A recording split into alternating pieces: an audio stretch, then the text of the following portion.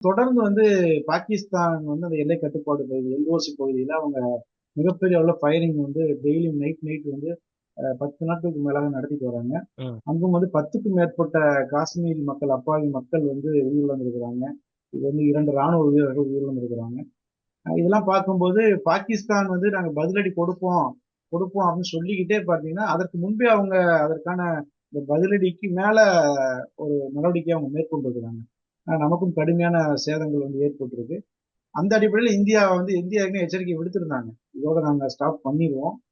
தொடர்ந்து பாகிஸ்தான் மீண்டும் தாக்குதல் நடத்தினா நாங்களும் ரீட்டைலேஷன் பண்ணுவோம் அப்படிங்கிறத சொல்லியிருந்தாங்க.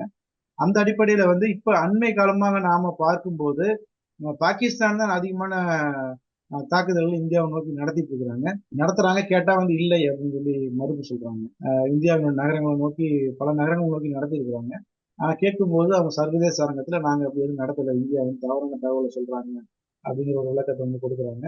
இப்ப நம்ம சைடும் கடுமையான பாதிப்பு ஏற்படும் போது ஏற்கனவே இந்தியா உறுதி அளிச்சது மாதிரி இந்தியாவுடைய தாக்குதல்களும் நீடிச்சுட்டு வர நம்ம பார்க்க முடியுது.